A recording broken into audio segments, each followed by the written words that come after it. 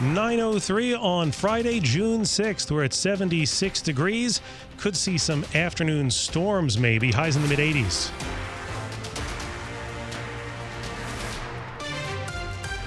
Good morning, I'm John Aaron. And I'm John Domen, and our top local story here at this hour. WorldPride festivities are underway in the city, but a key park that's been part of the celebration for years will be closed off this weekend. Let's go to WTOP's Kyle Cooper, who was live at Dupont Circle Park with the latest. Hey, John, at the request of the U.S. Park Police, the park will be closed through 6 p.m. on Sunday.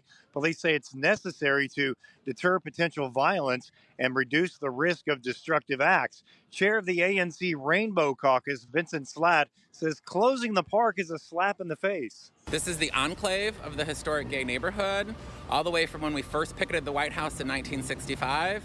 At this fountain, we held our first AIDS vigil during Pride of 1983. So it's a key critical part of celebrating Pride in D.C.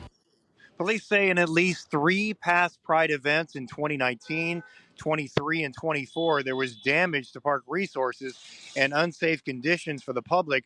Organizers think, however, people will still make their way to this area over the weekend. John, I got to tell you, there's been quite a few people come down here, including one woman who's riding around on her bicycle with a pride flag, wearing it kind of like a cape, just screaming things out like, you can't take our pride. And so we'll see what happens as this develops as we go through the weekend. Reporting live at DuPont Park, Kyle Cooper, WTOP News. Thank you, Kyle. The big military parade in just over a week will include troops, tanks, military flyovers, and some travel interruptions at Reagan National Airport.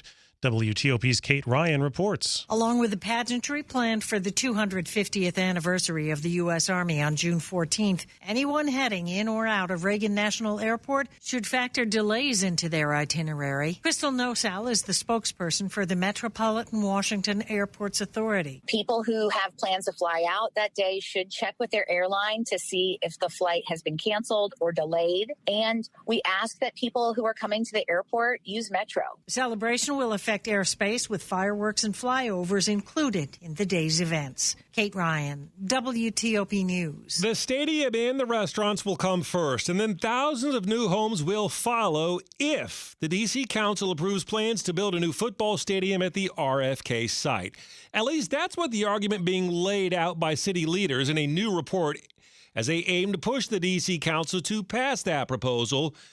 WTOP's Scott Gelman has been reading all about it. The NFL is very successful at doing what they do. The new report is from the firm CSL International. It projects a new stadium would bring 10 home football games, nearly 20 third-party events like concerts, and hundreds of private events. There's about 30,000 jobs over the life of the stadium that'll be generated, $5 billion in tax revenue coming into the city. That's City Administrator Kevin Donahue. It's also anticipating 6,400 new housing units, but construction on those wouldn't start until after the stadium opens. First will come the stadium and the restaurants associated with the stadium. That's going to be there for opening day. Asked about residents who may be skeptical of the overwhelmingly positive estimates, he says, The NFL, from an economic standpoint, is as close to a thing to a sure bet as you can get. Scott Gelman, WTOP News. Still ahead here on WTOP. Why a big streaming service just bought a D.C. row house? I'm Jeff Claybaugh. And we've got traffic and weather in 30 seconds.